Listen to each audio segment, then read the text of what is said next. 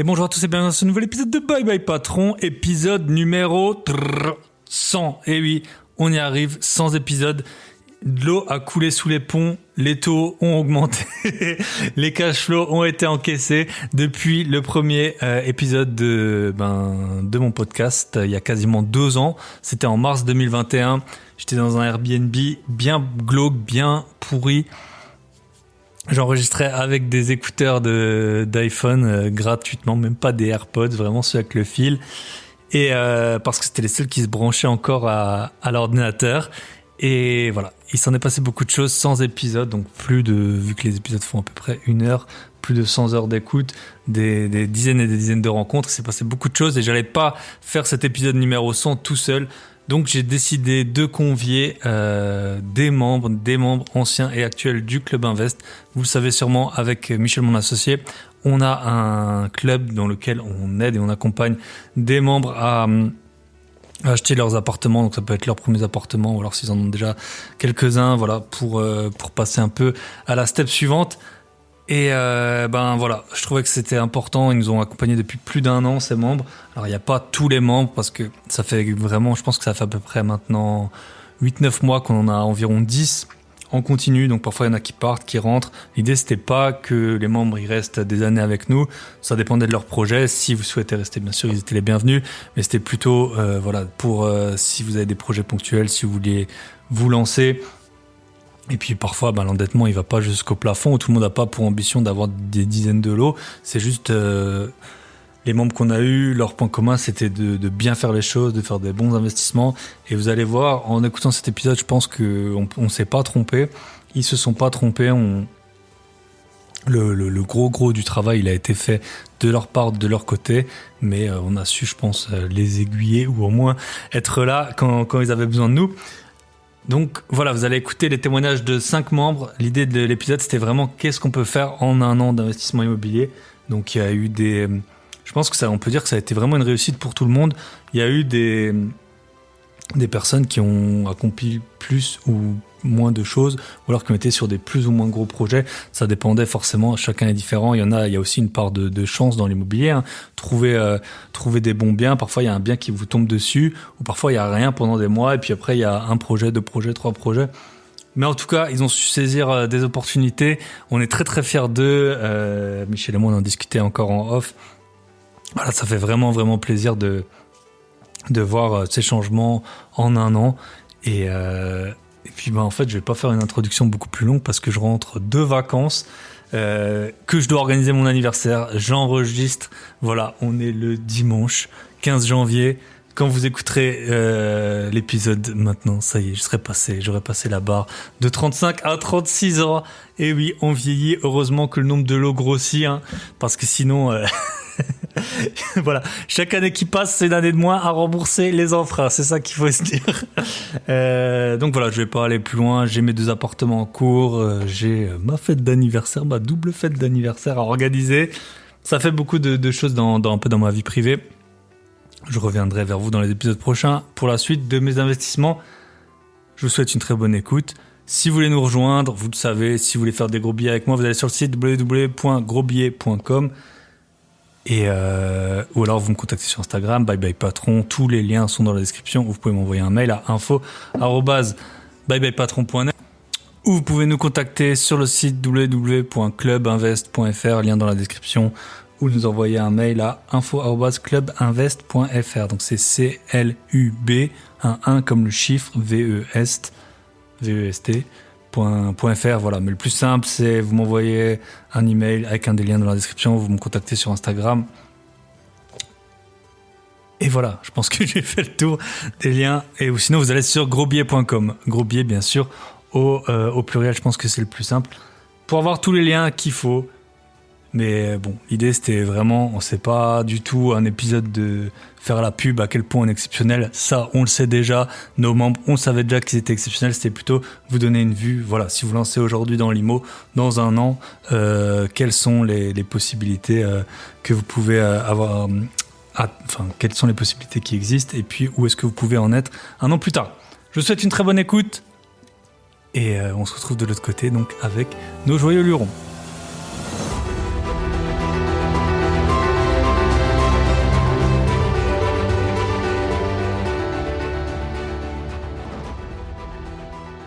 Et bonsoir à tous, bonjour à tous, épisode 100 du podcast, vous l'avez attendu. Alors je vais pas vous le cacher, je suis pas sûr et certain que c'est le 100e, mais bon, il y a un moment il faut décider, parce qu'il y a eu des réuploads, des uploads, parfois il y a eu 2 épisodes pour un.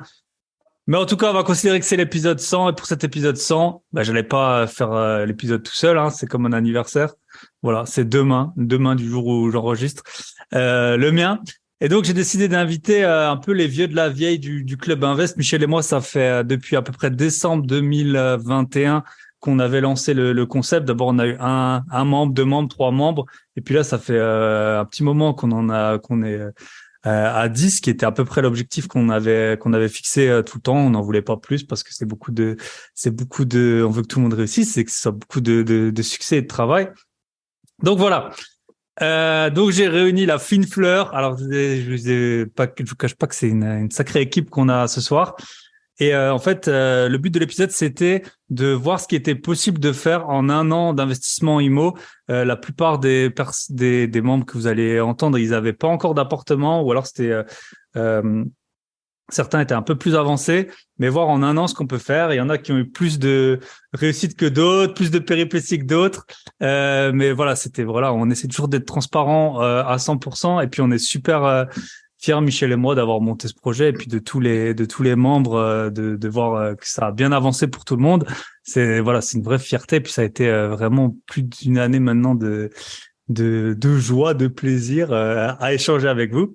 Donc, ce qu'on va faire, c'est, on a 1, 2, 3, 4, 5 membres ce soir. On va faire par ordre du plus ancien au plus jeune.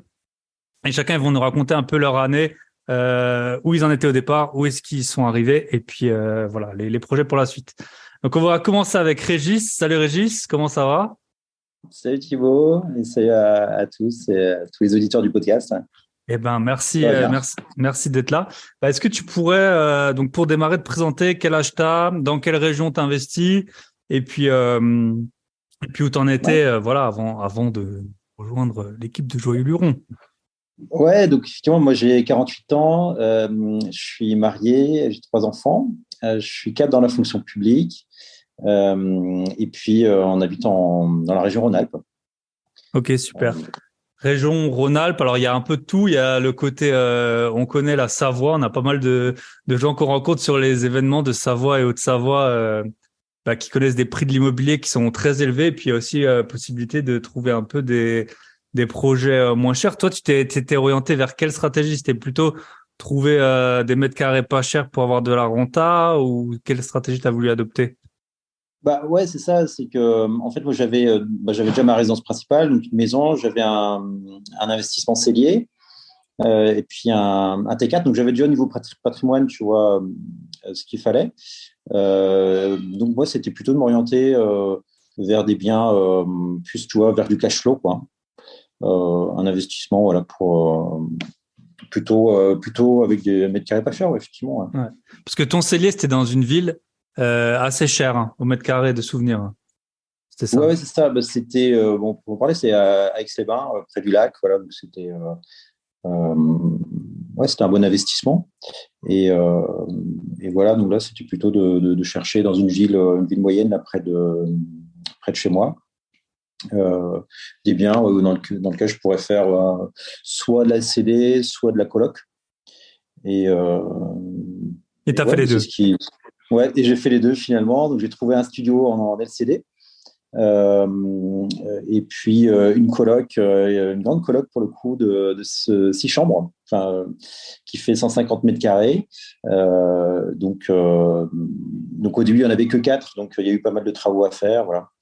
Mais voilà, ça a été réalisé en 6 mois, on va dire, quoi, entre la recherche et puis la signature, hein. Et faire les travaux pour la coloc, c'était en octobre. Ok, top. Et tu peux nous parler un peu des chiffres des deux, la LCD, et aussi du financement. Donc, tu as 48 ans, des enfants. Forcément, c'est pas toujours les mêmes stratégies en fonction de l'âge qu'on a. Donc voilà. Ouais, si tu peux nous parler un peu de chaque projet, combien tu as payé, où tu en es, combien ça rapporte.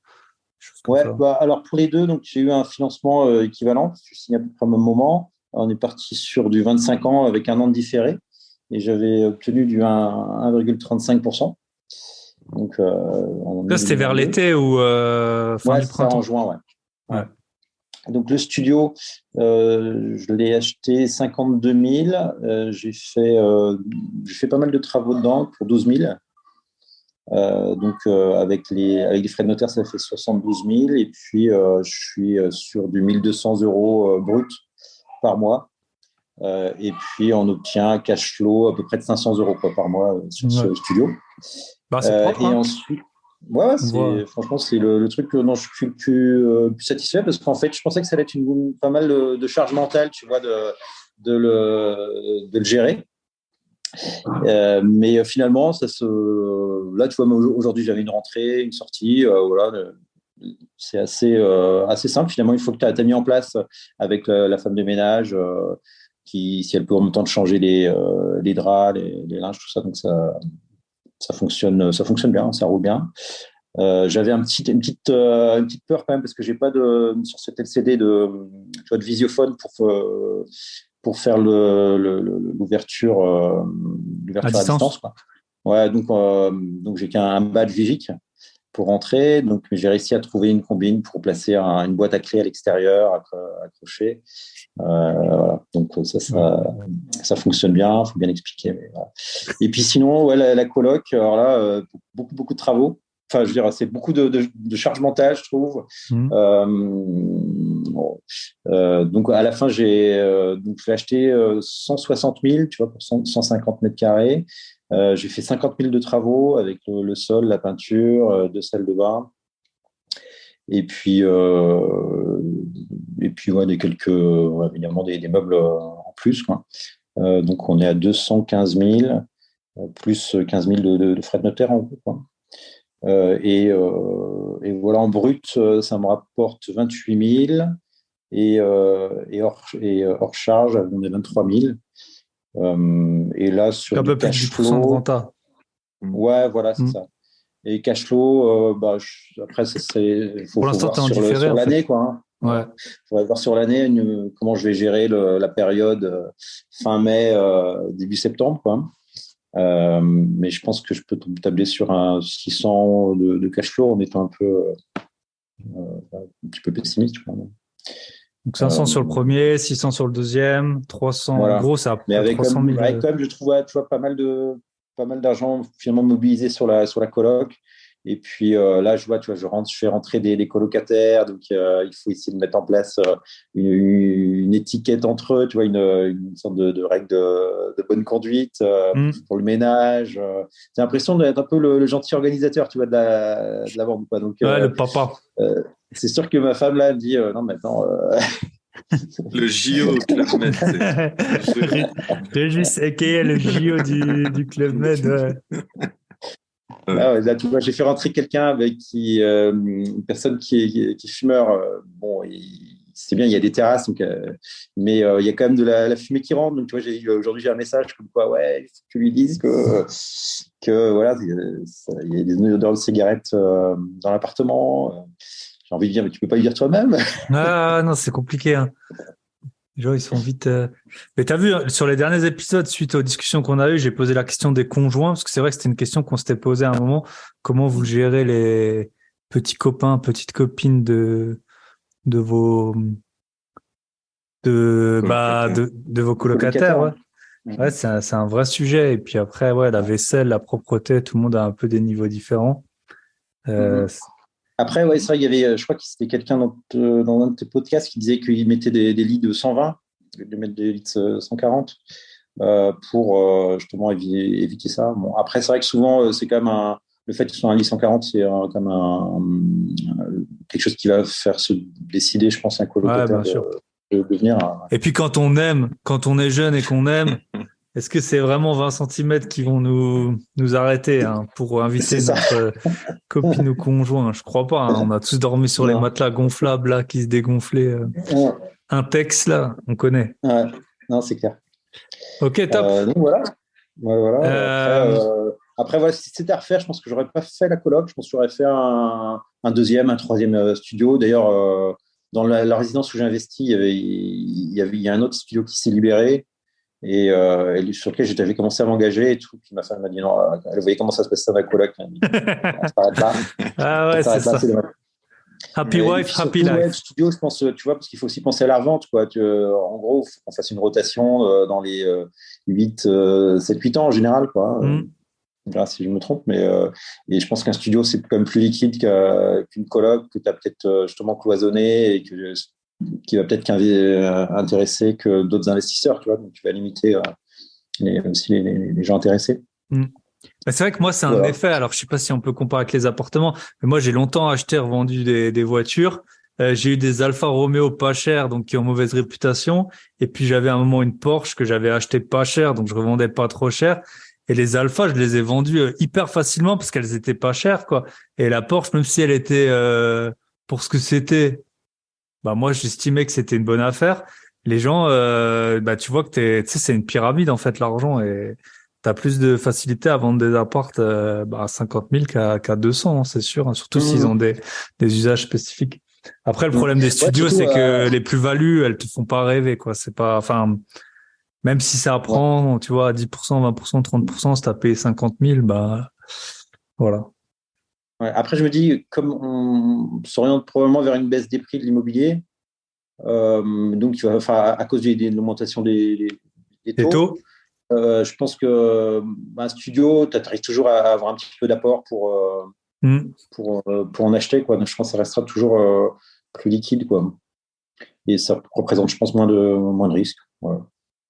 Ok. Et l'un dans l'autre, tu es quand même content d'avoir un peu réarbitré ce qu'on avait fait là, tout au début de vendre ton appart à Aix-les-Bains pour le rediviser en deux lots. Le cellier, lui, je l'ai gardé pour l'instant, parce que j'ai encore 2 ans avec. Mais par contre, effectivement, j'avais mon ancienne ARP, donc un studio T4, effectivement, qu'on a regardé ensemble pour le vendre, parce que c'est vrai qu'en 2022, on était un peu en haut du marché. C'est un appartement, quand j'ai quitté cet appartement pour aller en maison, je n'avais pas pu le vendre parce que j'avais acheté assez cher, c'est vrai, et j'aurais perdu un bras, quoi. Et là, je l'ai revendu au prix où je l'avais acheté. Donc, super satisfait. Ouais. Ouais, c'est vrai que ça, c'était un bon choix, je pense. Ouais. Pour bien réorienter, avoir une bien meilleure renta derrière que de le garder en location, quoi. Bah ouais, parce qu'en nu, là, j'étais en tranche 41%, plus 17,2 de CSG, CRDS, donc tu arrives à 58,2%, quoi. Je veux dire, par rapport à l'emmerdement que c'est d'avoir un des locataires, c'est plutôt intéressant, quoi. Ouais. Tu rajoutes la taxe foncière encore, ouais. Et d'ailleurs, on parle d'augmentation de taxes foncières importante pour 2023, donc à suivre sur les villes où on est. Ouais, ça va faire mal. La ville où j'ai investi, on parle de 25% d'augmentation. Ah ouais, 25%. Sur ma coloc où j'ai 2500 de taxes foncières, ça va faire mal. Ouais, c'est vrai que c'est complètement imprévisible, c'est compliqué, hein. Les taxes foncières, c'est d'un quartier à l'autre, d'un immeuble à l'autre, ça, c'est super variable. Et typiquement les immeubles un peu qui ont du charme de 1900, tu payes beaucoup moins de taxes foncières que les barres d'immeubles années 60-70, parce que de ce que j'ai compris, je sais pas, ça, l'échelle elle date de cette époque-là, et donc c'est méga luxe d'avoir du chauffage et une baignoire. Donc ouais, on n'y peut rien. Puis ils ont supprimé la taxe d'habitation. Il faut bien qu'ils trouvent de l'argent, les communes, hein. Et puis après, nous on connaît bien Strasbourg, hein, la commune écolo. C'est pas écolo sur les taxes foncières, hein, parce qu'ils mettent des composts partout. Voilà, ils l'ont bien senti passer, les gens. Hein. Donc voilà. J'ai fait ma compta hier, je l'ai bien senti passer. Ouais, donc je vous ai pas dit, en fait, je suis avec Michel, forcément, on avait lancé le club ensemble, donc quand le timbre de voix, il change, l'accent reste le même normalement, hein. Et ouais, on a la même chose. Et voilà. Ok, jusqu'à top. peu. Et tu peux juste nous dire la suite, Régis, donc pour l'instant, en petite pause, tu digères tout ça? Ouais, une pause, voilà. J'ai mon appartement cellier là qui va s'arrêter dans 2 ans là, en même temps que le bail. Donc, voir ce que j'en fais, ce que je revends, est-ce que je fais de la LCD, parce que c'est un endroit où je pourrais faire de la LCD. L'appartement, c'est qui se prêterait à le diviser en LCD. Tu vois, j'ai déjà vu ça dans des appartements où tu rentres et en fait il y a 2 autres appartements. Ah, il y a un sas comme ça. Ouais, voilà. Ouais, donc ça, ce sera à regarder. Et puis sinon, je pense que ouais, là, maintenant, avec la vente de mon ancien RP, j'ai un peu de cash. Donc, je vais attendre de voir un petit peu vers quoi s'oriente le marché. Mais pour l'instant, ouais, je dirais une petite année tranquille et voilà, bien mettre en place la coloc. Ouais, je n'ai pas vraiment envie de continuer à avoir de plus en plus de l'eau. Quoi. Pour l'instant, je vais rester là. Comme ça. Après, ce qui est intéressant, c'est que ça m'a appris voilà, à chercher des biens, à pas avoir peur de faire des offres un peu massacrées. Voilà, si on a des choses qu'on a appris, qu'on a pu vous transmettre, c'est bien ça, le volume de visite et puis voilà, chacun son petit nom, les offres de bâtard, les offres à la casse, voilà Mais Ouais. non, bah Ouais, top. c'est vrai que c'est dommage une fois que c'est vrai que si tu peux le dire à tes auditeurs qui seraient pas lancés, une fois qui seraient plus jeunes que moi aussi, c'est vrai que quand tu as une expérience comme ça d'avoir acheté deux appartements, les avoir meublés, d'avoir planifié les travaux, les avoir décorés, d'avoir vu comment ça fonctionne, tout ça, bah, ça t'acquiert quand même beaucoup de compétences et ouais, ça donne envie d'aller plus loin, c'est sûr. Bah top, bah c'est tout ce qu'on te souhaite, de bien digérer ça et puis après de repartir quand on aura envie. Mais en tout cas, ce que je retiens aussi, c'est t'as 48 ans, t'as eu un emprunt sur 25 ans avec un an de différé. Euh, que voilà, on parle d'allongement de la retraite. Ça fait 48 plus 25, là, je crois qu'on est en dehors des clous. Demain, Ouais, c'est clair, c'est le clair. pays, il est Ouais. à feu et à sang, là. Ok. Ok, top. Bah écoute, je pense qu'on a fait un bon petit tour. On va passer au membre suivant, qui est Axel, hein, si je me trompe pas dans on n'a pas demandé les papiers d'identité avant de démarrer, mais Non, c'est bien mon nom mais de scène. c'est bien ça. Et ce serait bien le style à avoir une fausse carte d'identité faite sur Snapchat. Bah, si tu veux, Michel, je vais te laisser un peu guider l'entretien. Et puis Axel, donc en fait, l'idée du club, c'était vraiment que les personnes rentrent et puis sortent quand elles le désirent. On n'avait pas pour projet ceux qui souhaitent rester longtemps, bah ils sont les bienvenus. Puis après, il y a des périodes, on peut emprunter plus ou moins. Parfois, c'est un petit projet ponctuel, parfois c'est plus long. Donc voilà, Axel nous a quittés il y a quelques mois déjà, donc il s'est passé pas mal de choses depuis. On a hâte de découvrir un peu tout ça.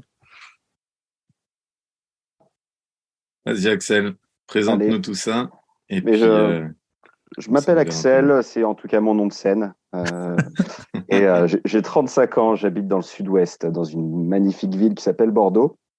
J'ai dû rejoindre le club au printemps 2022. J'ai fait un peu d'IMO avant de rejoindre le club. J'avais acheté une résidence anciennement principale à Paris, puisque je suis une saleté de Parisien qui a immigré dans le sud-ouest.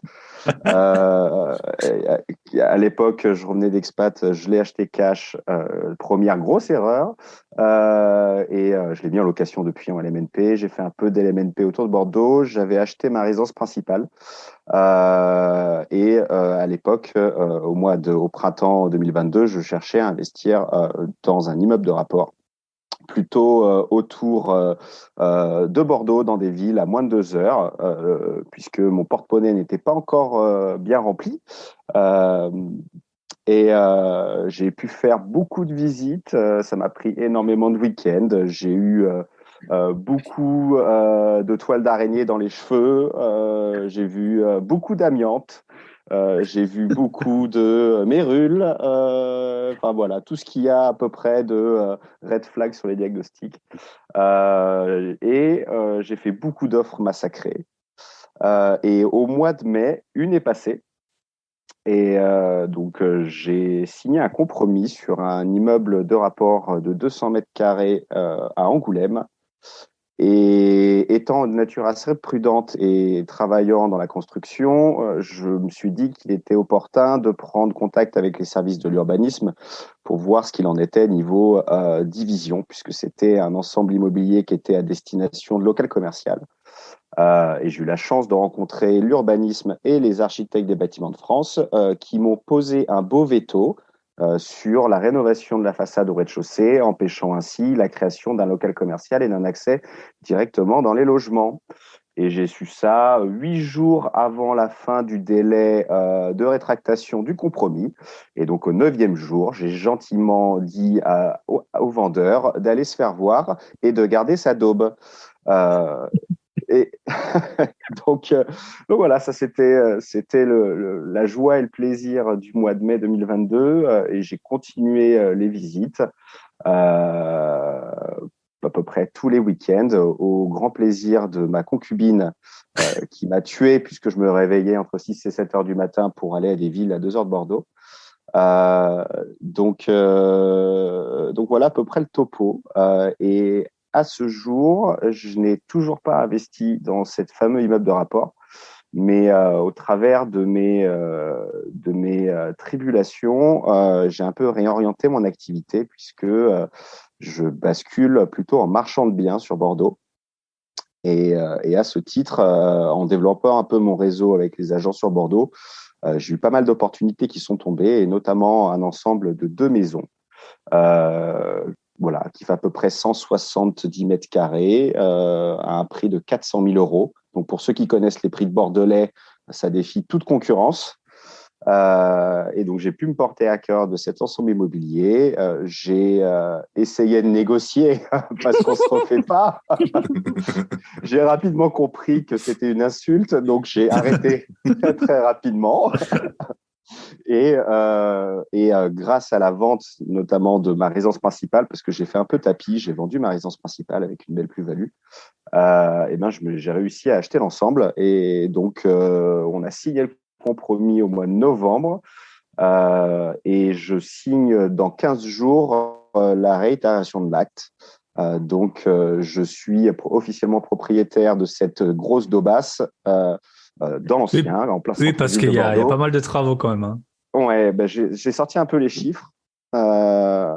Donc, l'idée, c'est de créer 2 lots, puisqu'il y avait déjà 2 unités d'habitation, mais un peu de revoir l'ensemble. Et on a le droit de surélever partiellement. Donc, ça, c'est une très bonne nouvelle. Et j'ai un projet de création d'une véranda qui permet de connecter les 2 immeubles. Et donc, l'idée, c'est de faire 2 lots, un lot de 150 mètres carrés et un lot de 90 mètres carrés. Il y a à peu près 400 000 euros de travaux, mais il y a une plus-value latente en vendant raisonnablement à un prix correct dans le quartier, qui est de 400 000 euros net, tous faits en résidence principale. Oui, c'est là que tu habites. Exactement, c'est là que je vais habiter. Je ne sais pas combien de temps. Peut-être que les aléas de la vie feront que je revendrai assez rapidement. Mais si tu commences à te lever à 6 heures du matin tous les week-ends, ça peut arriver plus vite que prévu. Ouais.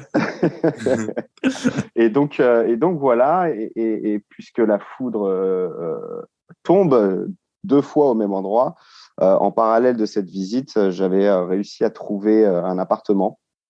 Un très bel appartement qui était issu du parc d'un bailleur social bordelais qui liquide un peu son parc, et c'était une résidence des années 20, donc très art déco, avec de la belle pierre, etc. Et c'était une super affaire. Mais malheureusement, la banque n'acceptait pas de me suivre pour ce projet-là, donc j'ai mis un pied à l'étrier à ma nana puisqu'elle est en train d'acheter cet appartement. Et donc, sur cet appartement, c'est un projet à 200 000 euros et il y a à peu près 50 000 euros de plus-value latente.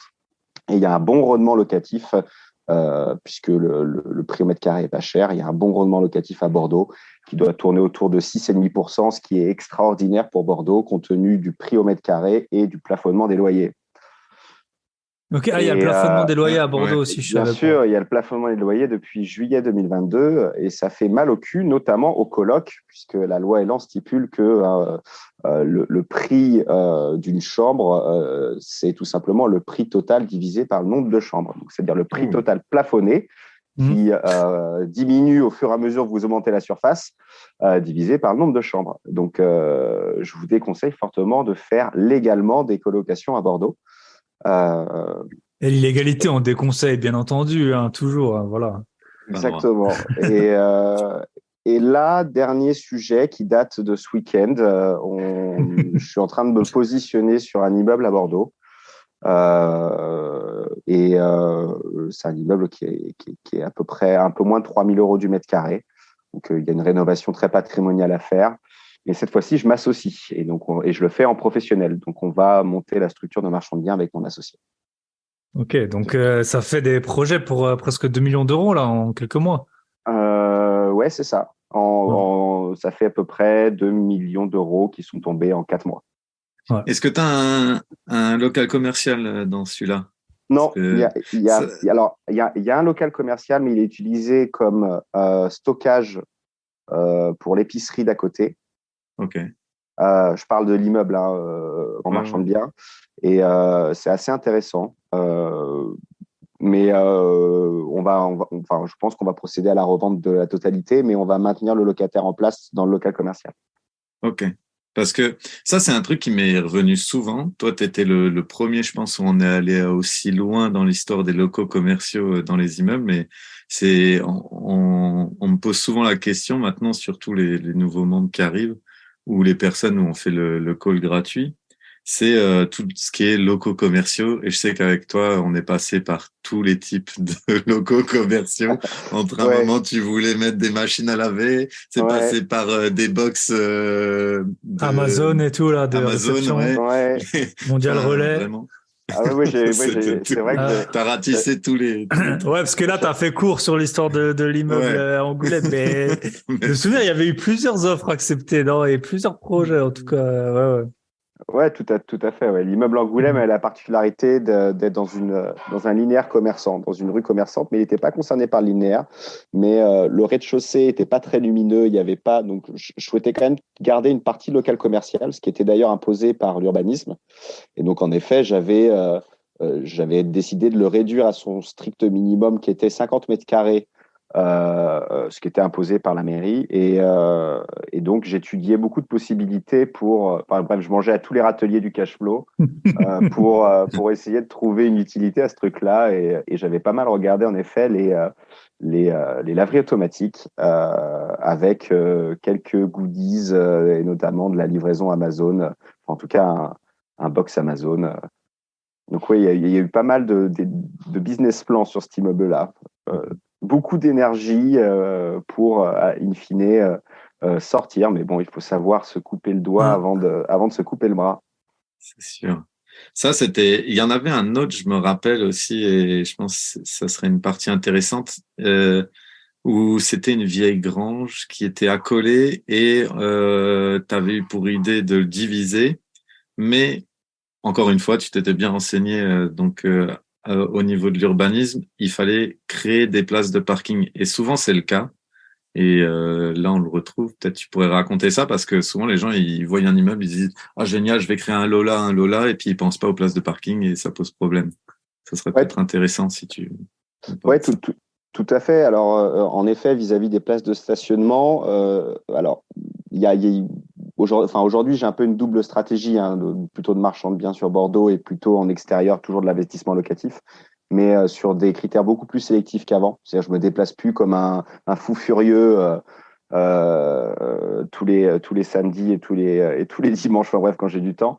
Mais dans les villes où je regardais, il y avait toujours des zones où il y avait qui étaient un peu exemptées de création de places de stationnement, qui étaient les hypercentres de ces villes, qui sont des villes concernées par le programme Opération Cœur de Ville. Mais en effet, parfois, on sort légèrement de la zone, et là, il faut être très vigilant. Faut bien vérifier le zoning du PLU, parce qu'on peut se retrouver en effet à devoir créer des places de stationnement, ce qui se révèle être impossible, ou on doit se porter acquéreur d'une place de stationnement qui est à moins de 300 mètres ou moins de 500 mètres de l'immeuble qu'on souhaite acheter. C'est le cas à Bordeaux. Alors, dans la recherche que j'avais pu faire à Bordeaux, parce que moi, l'idée, c'était quand même de créer de la valeur et donc de créer des lots, je regardais systématiquement les indices qui permettent de savoir s'il y a des soupçons d'existence de plusieurs unités d'habitation. Donc, ça va être du double compteur Linky, même s'il n'est pas utilisé. Et après, il faut être en très bon contact avec son notaire pour obtenir la matrice cadastrale et avoir la véritable définition de ce qu'il y a sur la parcelle. Et ça, c'est quelque chose de très, très important. Ça peut être fait assez facilement et ça peut être voilà, ça doit faire partie du go-no-go avant de s'enflammer. Il faut impérativement que ça fasse partie du go-no-go parce que après, c'est juste pas possible de diviser. Lorsque vous faites votre demande d'ouverture de compteur, vous vous retrouvez retoqué par la mairie puisque Enedis informe la mairie de l'ouverture des compteurs. Et donc là, ça peut faire très, très mal. Ouais, c'est vrai, ça pourrait foutre tout un tout un projet, ouais. À la poubelle. Donc, c'est top. Au moins, ils seront avertis de bien regarder. Et ce que je souhaitais dire aussi, c'est un peu aller à l'encontre, entre guillemets, des vendeurs de formation qui vous promettent du 10-12%. Il faut être très, très vigilant. Même si on a un esprit critique, à force d'entendre ce truc se remâcher, on peut douter de soi-même. Et il faut être très critique vis-à-vis des chiffres annoncés par ces vendeurs de formation. Parfois, le calcul de rentabilité brute est brut de tout frais. C'est-à-dire qu'on n'a pas les travaux, on n'a pas l'imposition, on n'a pas les charges, on n'a pas les frais de notaire. Donc, c'est juste tout simplement ridicule. Il faut pas en tout cas, depuis les deux dernières années, je dirais, c'est très, très difficile, en tout cas dans ma région, dans le sud-ouest, d'avoir plus de 8% de rentabilité. Même dans des villes considérées comme un fort cash flow, qui sont des villes de taille intermédiaire à 1h30, 2 heures de Bordeaux, c'est vraiment très, très difficile d'avoir de l'autofinancement. Et donc, il faut être très vigilant sur ce que vous analysez, il faut être très vigilant sur l'estimation des travaux et pas se lancer bien en tête. Voilà, c'était un petit warning. Tu fais bien de le dire parce que je me rappelle qu'on en a longuement discuté tous les deux et c'est vrai que on expliquait à chaque fois, en gros, ils sont là dans un podcast ou dans une formation, on entend 15% de renta, la personne elle est encore en différé d'emprunt, on compte pas les travaux, on fait de la LCD dessus et puis on se dit allez vas-y on est sur 15%, mais c'est biaisé totalement quoi. Donc voilà. Thibaut, il dit assez la vérité, je pense, dans ses podcasts et il le répète. Non, nous, on dit les chiffres. Après, c'est ça. Voilà, en fait, il y a plusieurs. Pour moi, le principal argument, c'est d'acheter sous le prix du marché. C'est quand même comme ça que tu fais quoi qu'il arrive. Après, ça dépend du cash que tu as de côté et tout. Si tu me dis que tu as 1 million d'euros de cash, en fait, achète toutes les bonnes affaires que tu vois, peu importe la renta. Puis après, tu verras bien ce que tu en fais. Tu vois, si tu as zéro, c'est d'autres stratégies. Et après, nous, tu vois, on a des apparts avec Michel à bien plus que 10% de renta.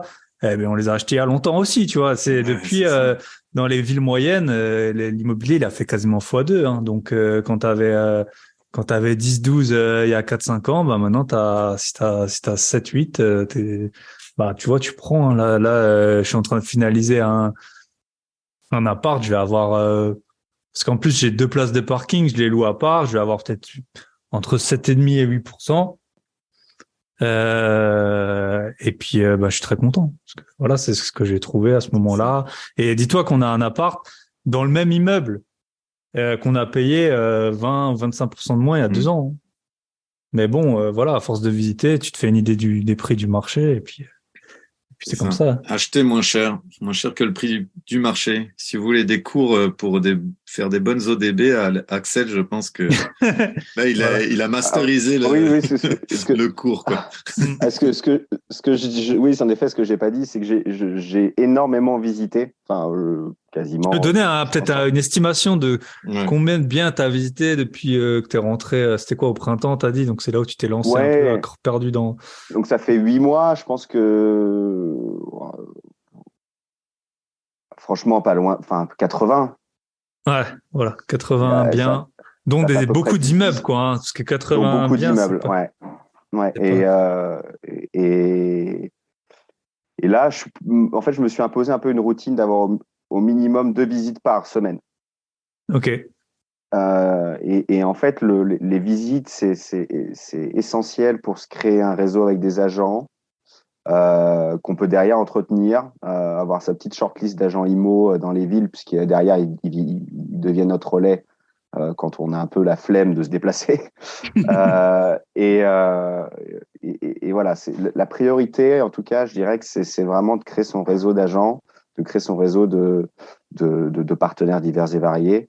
Et le seul moyen de faire ça, c'est d'aller visiter comme un gros bourrin. Et derrière, je me dis à chaque fois, bon, j'ai pris le temps d'aller visiter.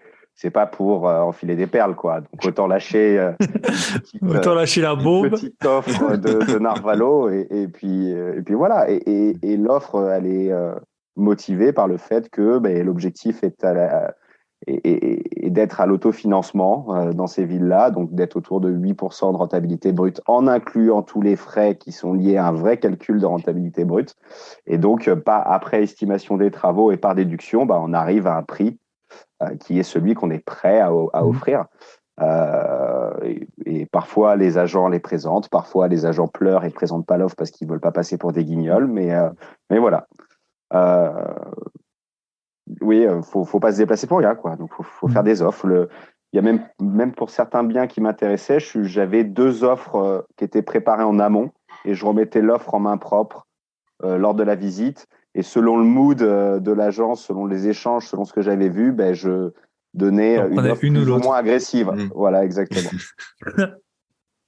Voilà, un beau mastermind là, une bonne masterclass d'Axel. Ok, Tom, je pense qu'on a fait le tour. On voit tes projets. Alors, dans l'ordre décroissant des âges, c'est Théo, je pense. Hein. Théo, t'es plus vieux que Kevin. Hein. Je crois que c'était peut-être Kevin d'abord. Kevin, 30 ans, moi d'abord. Ouais, c'est ça. Ah, bon, c'est Kevin. Allez, Kevin. On est parti avec Kevin. Kevin, il est déjà passé sur le podcast parce qu'il était à l'événement, à notre week-end d'IMO. Alors, on en a vite fait parler avec Michel. Il y aura un autre événement très probablement, mais il faut voir quand est-ce que monsieur veut bien traverser l'Atlantique. Ce sera plutôt vers l'été, je pense. Hein. Oui. Donc, voilà. Bah oui, parce qu'il fait beau 2 mois par an au Canada. Autant ne pas être là. C'est ça, quand le raté. Ok. Bah écoute Kevin, tu peux te présenter depuis l'événement, il s'est passé pas mal de trucs, donc si tu peux nous raconter un peu. Voilà, quel âge t'as? On le sait, 30 ans maintenant. Et puis c'est exactement ça. Dans quelle région t'habites, t'investis, et puis voilà, qu'est-ce que t'as fait, qu'est-ce que t'es en train de faire? Raconte-nous tout. Alors tout d'abord, bonjour à tout le monde. Et puis bon, ça c'est du scoop, hein. Week-end IMO l'été prochain, je note. Non, alors de mon côté c'est ça, j'ai 30 ans, je suis dans la vie, donc je suis commercial et j'ai rejoint le club Invest au tout début. Je dois être l'un des premiers, si ce n'est le premier. Et d'ailleurs, je suis toujours dans le club. Donc moi, depuis que je suis arrivé, j'ai un studio en location courte durée. Et j'ai fait une proposition d'offre d'achat donc hier pour un second appartement et je vais en visiter un autre semaine prochaine et très probablement du coup avec une offre à la clé. Donc voilà. Pourquoi le choix de la location courte durée? C'est parce que j'étais plus ou moins obligé. J'habite en Loire-Atlantique dans le 44 et donc forcément quand on a fait nos recherches de biens donc avec l'aide de Thibaut, j'ai fait mon fameux rayon de recherche avec ce fameux cercle et autant vous dire que la moitié du cercle était dans l'océan Atlantique. Donc j'étais assez limité en termes de recherche donc puis en termes de rentabilité surtout parce que c'est ça en fait, nous on a passé énormément de temps parce que là donc ça fait une bonne année que t'es là. C'est vrai qu'on a passé énormément de temps à trouver des villes. Tu peux raconter, t'as carrément pris des télétravail, des Airbnb, on a bien poncé le truc, quoi. Hein, donc. Ouais, c'est ça. On a dû cibler des villes qui étaient à 1 heure et demie de chez moi, et forcément, il y a l'activité salariale qui entre en jeu aussi, donc on peut pas non plus trop prendre 2 jours de congé. Donc, le télétravail est rentré en jeu. J'ai pu partir un peu plus loin de chez moi pour effectuer des visites, donc j'ai loué des Airbnb, puis j'ai fait des visites. En plus, Thibaut, il a la bonne idée de me challenger avec un objectif de 10 visites en 1 mois. Et c'était l'année dernière, donc voilà, 10 visites en 1 mois. Ah, t'es vachement loin de chez sympa, toi, Thibaut. Non, mais c'était loin de chez lui, parce que toi, je sais que t'as filé 10 visites à Axel. Non. Mais... Ah, moi, je faisais 10 visites par semaine, ils m'ont tous me sauté dessus. Oh, le prof laxiste. Ouais. Non, mais c'était un beau challenge parce que je sais pas si tout seul, en tout cas, je l'aurais fait. C'est aussi l'expérience et l'avantage que j'en tire, c'est que tout seul, c'est pas forcément évident de se motiver. Donc avec ce challenge, au moins, bah voilà, les visites ont été faites, ça m'a servi d'expérience. Et puis, bah c'est la loi des grands nombres. Plus on fait de visites, plus on a de contact avec les agents, plus, bah comme disait Axel, on a un réseau derrière. Et tout de suite, bah la première offre, la première proposition, on a peur, on se dit, oh, est-ce que je négocie? On y va.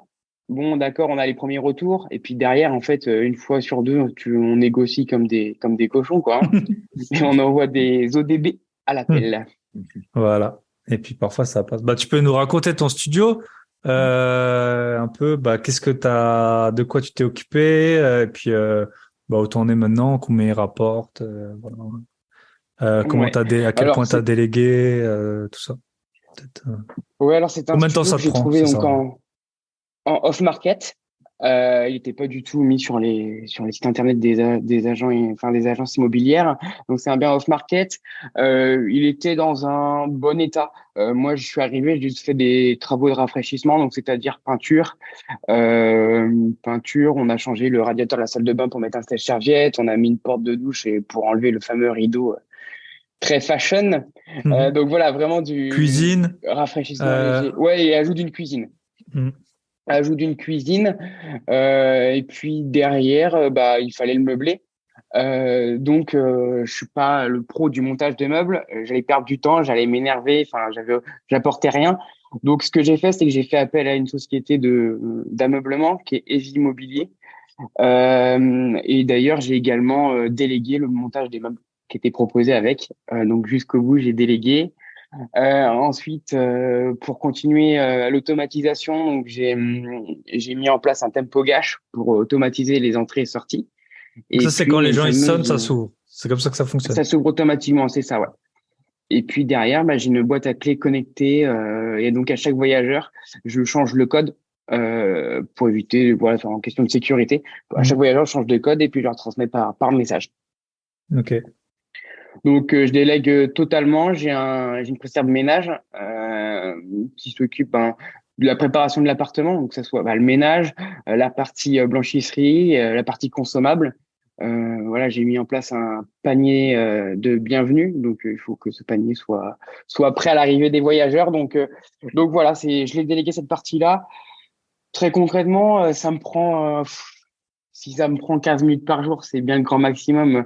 Là, par exemple, aujourd'hui, allez, oui, ça m'a pris 10 minutes parce que j'ai pris une réservation pour début février. Donc oui, je l'ai rentré dans mon tableau. Et puis, j'ai un tableau en commun avec ma prestataire de ménage. Donc, ça m'a pris 10 minutes. Et puis, bah, on verra. Si demain, j'ai pas de réservation ou j'ai rien, bah, je m'en occuperai pas du tout. Donc, ouais, on va dire 15 minutes pour faire la moyenne. Ok. 15 Top. minutes par jour. Et c'est ce que je voulais. Et tu peux nous dire, allez, on va un peu changer de combien, genre allez, en chiffre d'affaires, combien ça te représente par rapport à tes revenus professionnels, juste cet appartement? Très concrètement, il me rapporte en chiffre d'affaires en moyenne. Hein, j'ai fait la moyenne. Je suis à 1100 euros de chiffre d'affaires. Ok. Avec le Voilà. ménage ou sans le ménage? Non, tout, c'est vraiment le chiffre d'affaires global. Ok. Voilà. Ok. Et ensuite, puis mon salaire, non, il manque un petit peu quand même encore. Ouais. Non, non, bien sûr, il Justement, manque un petit peu, mais voilà. Il Si t'en manque, avais mais 4, ce serait justement, je déjà pas pense. mal. Ouais, voilà, il m'en faudrait 4. Ouais. Et puis voilà, enfin, Ah, et aussi, tu ça peux nous tourne dire bien. les conditions d'emprunt, parce que c'est Mhm. ça, en fait, c'était Ah pour oui, ça que c'est j'en très parlais. important, ouais. Parce que tu avais eu des bonnes conditions d'emprunt et qu'en gros, on était vite à presque un an de, enfin, de différer presque un an de salaire, Ouais, quoi. alors bah c'est ça, c'est qu'en fait donc pour montrer que les prix sont quand même élevés, le coût du projet global 123 000 euros pour un studio de 27 mètres carrés. Donc le prix au mètre carré, voilà, ça faut faire le calcul, je vous laisse le faire. Et j'ai réussi à négocier un différé partiel de 3 ans à la banque. Donc, Donc pendant partiel, tu 3 payes ans, que les intérêts. C'était du temps où je les intérêts paye, étaient pas chers. Donc, c'est ça, je paye 150 euros par mois, je crois. voilà. Donc, 2000 par an Donc bon, versus, allez, en deux réservations, c'est remboursé, quoi. ouais.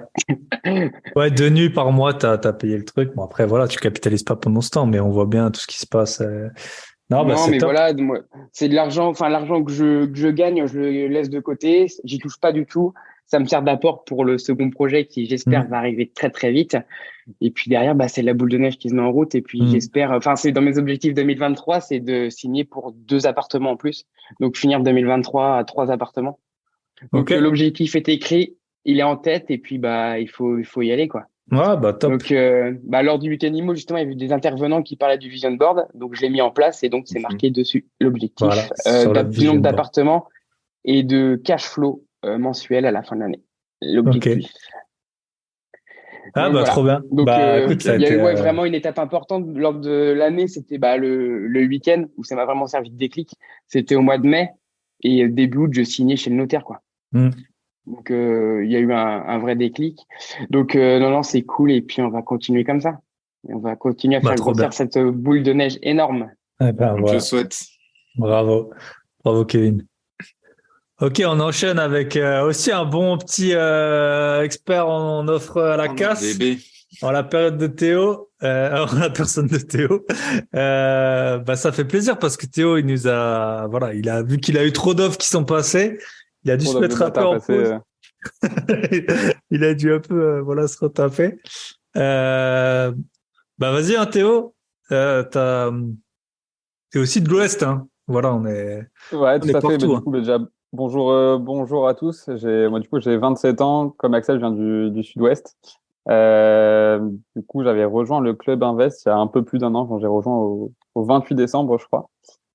J'y suis plus depuis quelques mois maintenant. Quand j'ai commencé en fait au Club Invest, j'avais déjà ma résidence principale et je venais de faire une offre qui était acceptée le jour même, ou je crois le lendemain peut-être de l'arrivée au club, sur une petite maison de 40 mètres carrés, qui du coup a été signée fin avril 2022 et mis en location directement sur la location longue durée. Donc c'était le premier bien. Moi, l'objectif un peu de rentrer au club, c'est de me rassurer sur ce bien-là. Et du coup, bon, ça a été fait, hein, parce que 4 mois après, il était en location. En fait, après, c'était ben, comme c'est un peu tout à l'heure, hein, c'était une boule de neige. Quand j'ai signé celui-ci, en même temps, j'avais fait une offre pour un second dans la même ville en Charente, qui a été aussi accepté, mais là, c'était sur un appartement.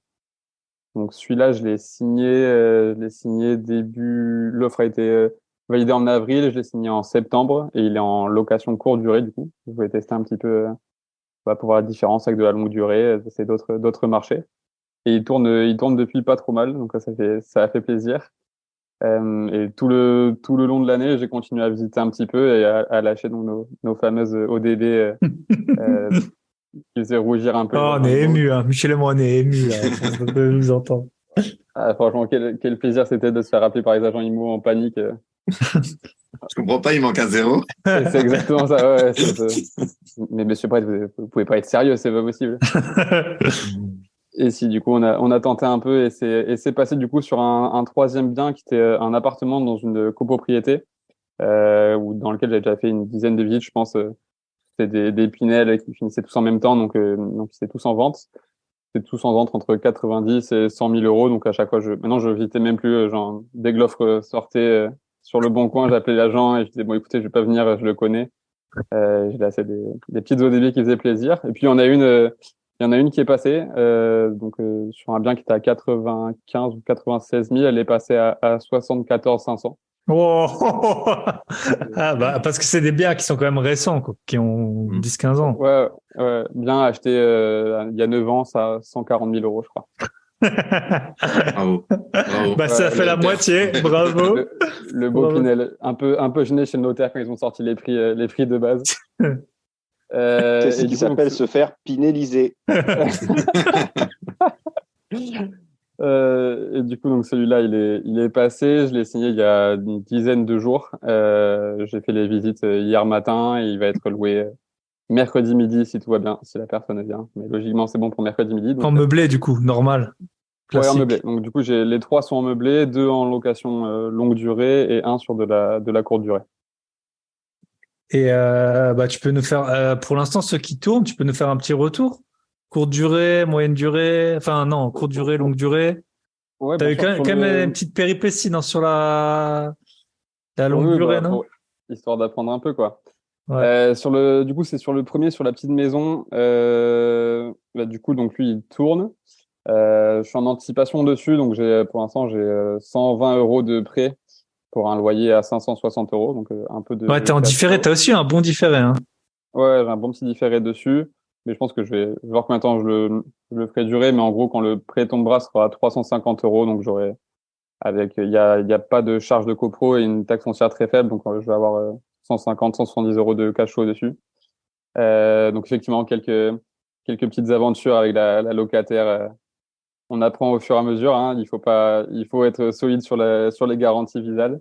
J'avais mal envoyé les dossiers, etc. Bon, bref, ça a été un peu compliqué sur la fin, mais au final, je m'en sors pas trop mal. Et là, du coup, j'ai un nouveau locataire en place qui a bien la garantie mise en place dans les temps, donc plus de soucis de ce côté-là. Sur le deuxième, donc il y a un appart dans la même ville qui est en location de courte durée.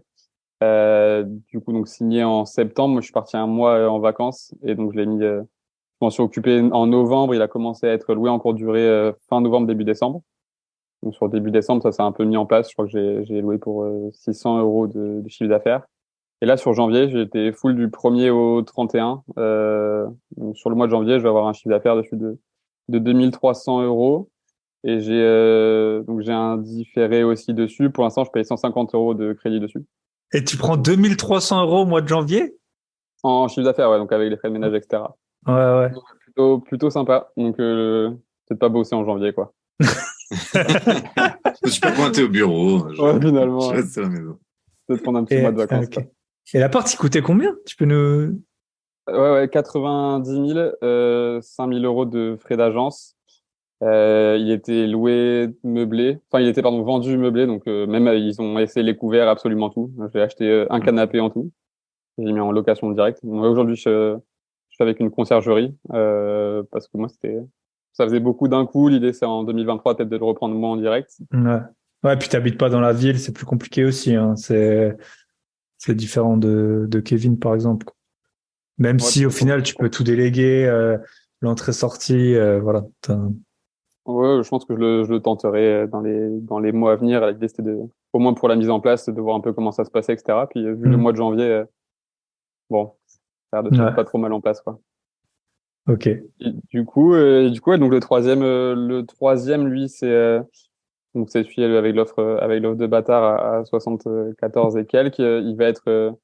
Il va être loué à 560 euros, comme le premier. Donc, ça va me faire un peu moins de cash flow parce que j'ai pas de différé dessus. Mais ça va me faire un 150 euros de cash flow, une fois les charges parties. Donc, ça commence avec les trois à être assez sympa. Ouais, bah top. Ah, bravo, hein, franchement. Nickel. Voilà. Belle, L'audace de la belle année, quoi. jeunesse, c'est beau. C'est beau. Exactement, exactement, exactement. Bon, honnêtement, je rejoins un peu ce que disait Régis tout à l'heure, mais moi, ce qui m'a mis en confiance, c'est les offres de bâtard, hein. En fait, ça permet un peu de passer d'une position où on est tout nouveau dans l'immobilier, on découvre les visites, avec les agents immobiliers qui peuvent prendre parfois un petit peu de haut, etc., sur les dossiers. Ah, d'un coup, oh putain, mais quel enculé, il vient vraiment me faire ça comme offre.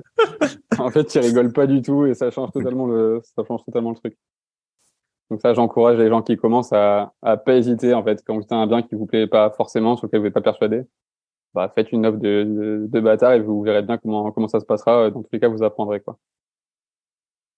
Ouais, c'est ce qu'on peut dire, c'est que aussi quand tu fais de l'investissement, tu vas pas habiter dedans, donc il y a beaucoup moins d'affect,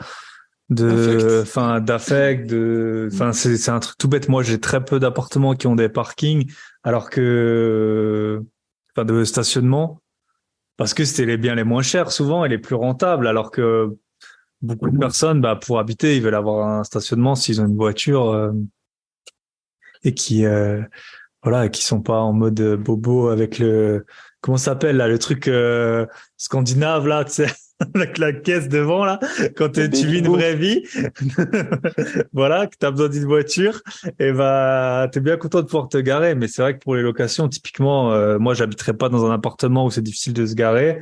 Mais on a des apparts où c'est pas forcément évident. Les gens ont pas de voiture, des étudiants, des plus vieux, des trucs comme ça. Donc ouais. Et donc, t'as moins d'affect, donc tu fais souvent des meilleures décisions, hein. Tu prends souvent Oui, des ça, meilleures bah, pour la RP, c'est bien plus compliqué d'aller se dire, bon, je fais une offre, tant pis, on s'en fout, il y a forcément de la fake dessus. Là, sur les apparts, il faut réussir à prendre un peu de recul et faire ces offres-là, ça le permet aussi. C'est ça. Et après, du coup, là, en projet pour 2023, bah, ça va être digérer un peu, calmer un peu le truc. Comme Axel, prendre du temps pour pousser ma copine à s'y mettre aussi, pour faire un projet avec elle sur l'année, quoi. Comme les banques. Ah, parce que là, t'es pas mal, quoi. T'es à 27 ans, t'as 3 plus 1 appart, quoi. Donc, ça commence déjà à faire, hein. C'est ça. Ouais, ça commence à être sympa, ouais. Utilise sa capacité d'emprunt. Et puis, Voilà. Et c'est l'objectif. Pas que je parle trop fort, mais c'est l'objectif, ouais. Voilà.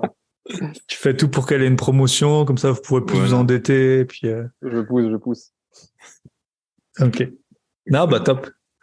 Top, bah, bravo, félicitations à toi. Franchement, ça fait un petit pincement au cœur de vous voir, bah, il y en a à qui on a un échange tout le temps, et puis d'avoir un peu le retour quelques mois après. Ça nous fait super plaisir. Et puis, on va clôturer cet épisode, ce tour de table avec notre cher Yanni, le pro des péripéties. Alors, tout le monde en a eu, hein, là, parce que c'est vrai qu'on essaye de condenser 10-15 minutes chacun. Vous vous doutez bien qu'il y a eu des dizaines d'heures d'appels et puis des beaucoup plus de visites pour tout le monde. Et puis parfois avec plus ou moins de réussite et beaucoup de détermination et d'abnégation. Donc c'est pour ça qu'on voilà. Et puis aussi on voulait être complètement. L'idée c'était vraiment d'être transparent avec tout le monde. Et donc Yanni va nous raconter ses péripéties. Bah, vas-y. Le roi des péripéties, je pense. Les rois. Bon, bah j'aurais pas rêvé mieux comme intro. Bah je vais me présenter dans un premier temps. Donc je m'appelle Yanni. Je suis de région parisienne, même de Paris intramuros. Et bah, actuellement, 26 ans. Je suis ingénieur commercial dans le secteur des matériaux. Bah, début 2021, j'ai eu l'idée, bah, pourquoi pas l'investissement immobilier. J'avais déjà de la bourse, des cryptos, mais voilà, je voulais du dur. Et puis, je trouve que c'est un secteur qui me passionnait. J'avais commencé à écouter les podcasts bah, de Thibaut et bah, il parlait un peu de son club et je pensais bah, un petit accompagnement comme ça et finalement bah, pour moi je regrette pas, c'est une bonne expérience. Bah, comme l'a dit Thibaut, il y a eu pas mal de déboires sur toute l'année. Michel pourra en témoigner. Pas mal de. Je pense que, allez, j'ai appris à déjà faire un dossier bancaire. Je pense que là, il y a eu pas mal d'avancées. J'avais trouvé un bien en coloc en banlieue proche de Paris. Et c'était vraiment, je pense, un projet un peu trop gros pour un début. Avec pas mal de risques. Finalement, un projet qui est tombé à l'eau à cause de pas mal de facteurs, autant de mon côté que du côté des vendeurs et du côté du notaire. Et donc après, s'en est suivi une bonne période de pause pour remettre tout ça au clair. Déjà récupérer ton séquestre, ça a pris du temps. Oui, déjà, wow. ouais, rien que ça a pris du temps parce que bah, j'ai appris si le vendeur ne répond pas au notaire, bah, on peut pas récupérer le séquestre vu que le vendeur ne donne pas son accord. En fait, c'est ça, c'est parce que c'est vrai que nous, on n'avait jamais été dans le cas. Vers chez nous, on paye pas de séquestre. Et en fait, quand tu sors d'un compromis, même si t'as les clauses, t'es dans les clauses suspensives, puis ça, après, on a fait valider par des notaires. Tant que le vendeur, il dit pas, OK, rendez-lui son séquestre, et ben, le notaire, il le fait pas, même si t'es dans ton bon droit, quoi. Puis, ça, on l'a un peu appris dans le dur avec Yanni. Bah, bon, forcément, pour moi, c'était une surprise. D'où l'importance. Pour nous aussi, hein, rassure-toi. Ouais, j'avoue, là. Quand tu m'as dit, on peut il veut pas pas tout me rendre savoir. l'argent, j'étais là. Ouais.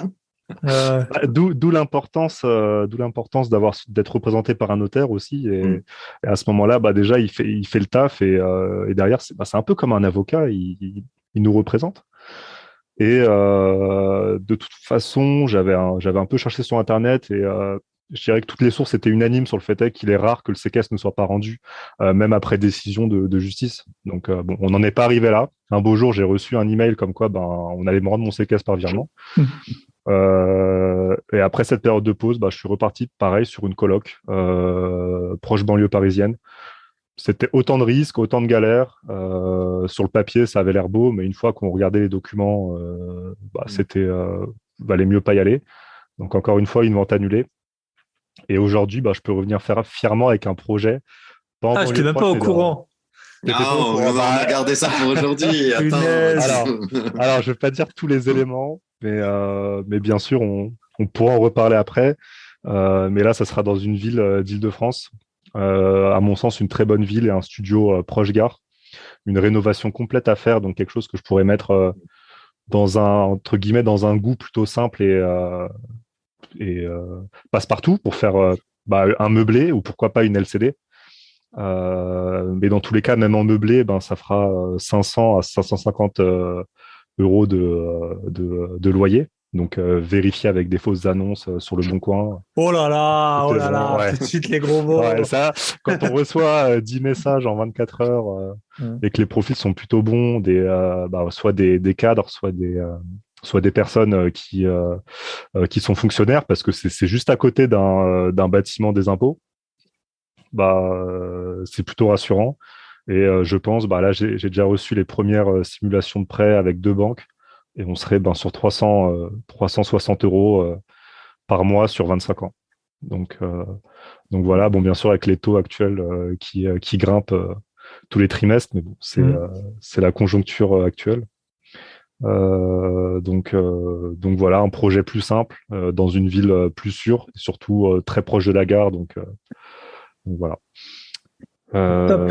Et puis on peut te dire quand même, parce que là, tu as eu une gestion des finances perso, voilà, tu as 26 ans, tu as réussi à mettre beaucoup d'argent de côté, t'habites encore chez tes parents pour beaucoup épargner et tout ça, c'est un peu, c'est vrai que nous, il y a 10 ans en arrière, voilà, parce que moi, je vais avoir 36 ans pas plus tard que demain, et on n'avait pas, alors bon, on n'avait pas autant de contenu que maintenant, mais aussi c'est un état d'esprit de maturité et tout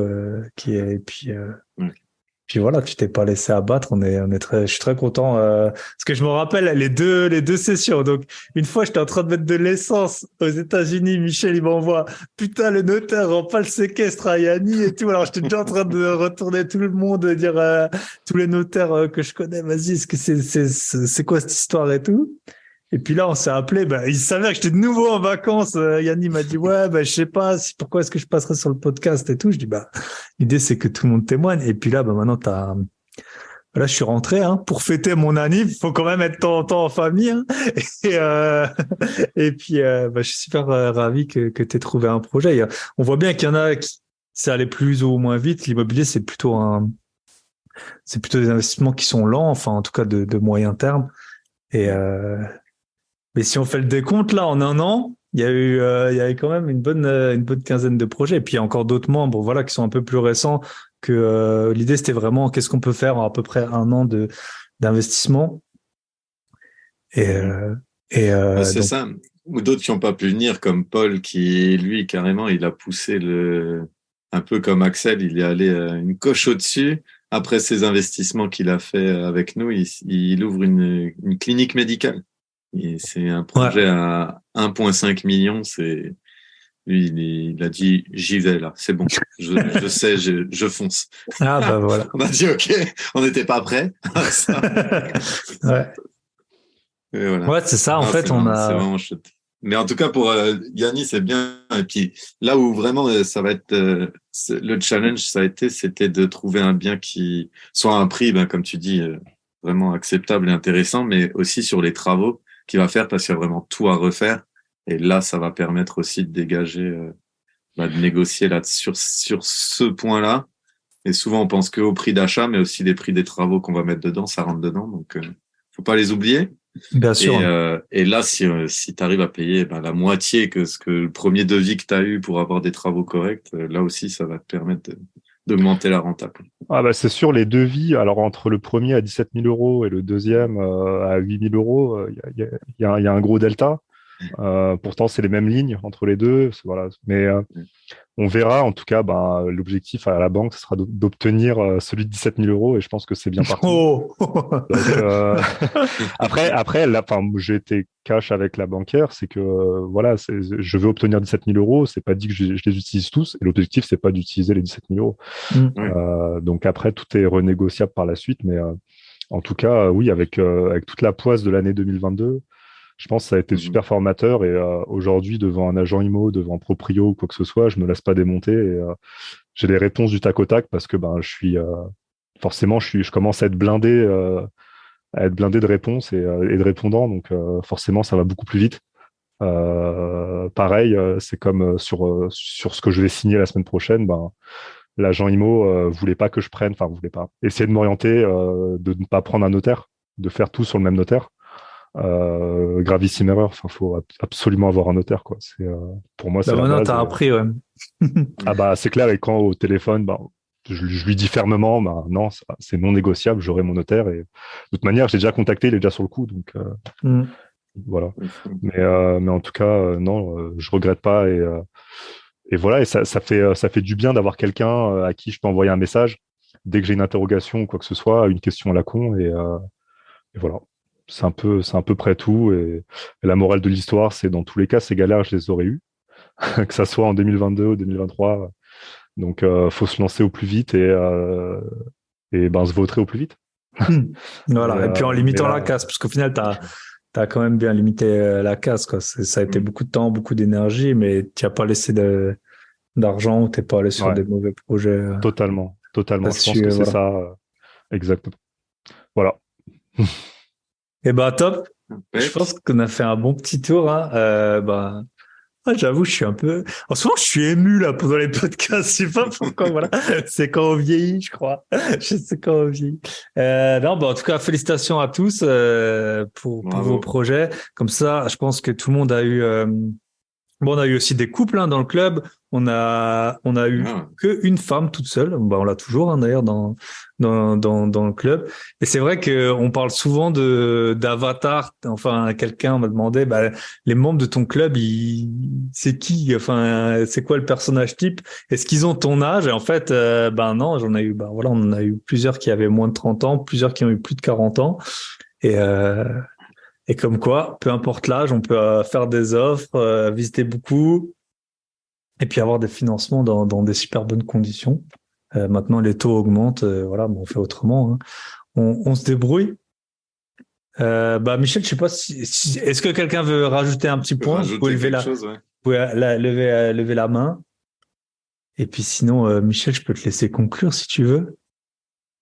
Écoute, c'est une bonne année, hein. On a bien tous travaillé. Après, maintenant que souvent ce que je dis, c'est que comme là, je suis parti et il y a 6 heures de décalage, on est actif 24 heures sur 24. Voilà. Quand moi, je vais me coucher, Thibaut, il est debout. Donc, je dis aux nouveaux qui viennent, je leur dis, vous écrivez, vous aurez une réponse à n'importe quelle heure.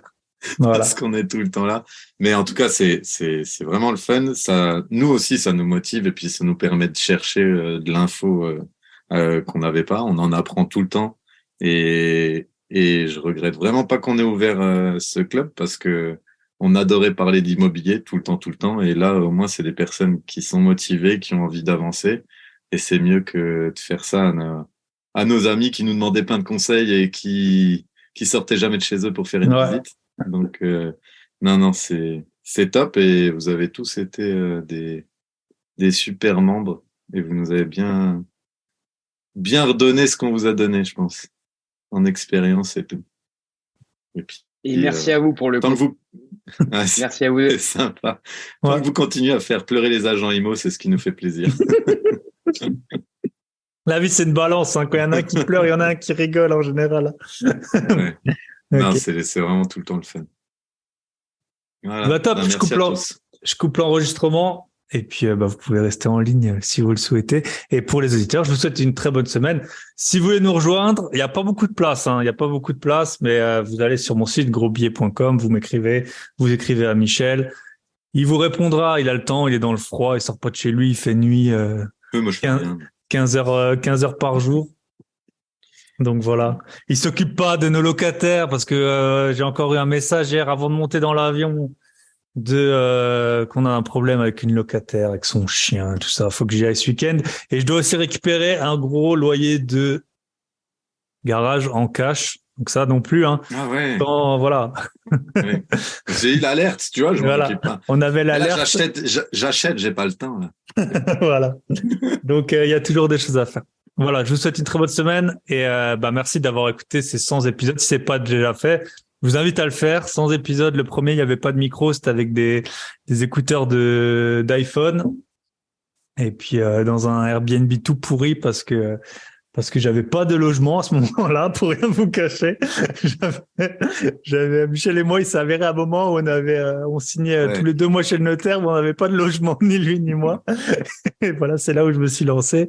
100 épisodes plus tard, je suis content que vous soyez tous au rendez-vous. Je vous souhaite une très bonne semaine et je vous dis à très bientôt. Bye bye. Ciao, bye bye. Et voilà, on arrive au terme de cet épisode. J'espère qu'il vous aura plu, qu'il vous aura motivé et boosté à fond.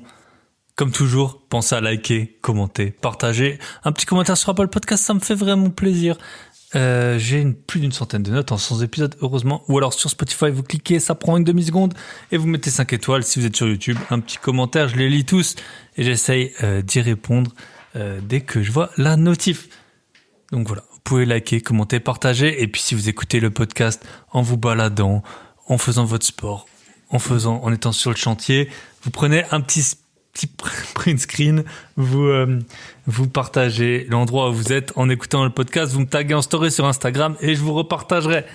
Je vous souhaite une très bonne semaine à tous et on se retrouve la semaine prochaine avec le 101e épisode. À très bientôt, bye bye.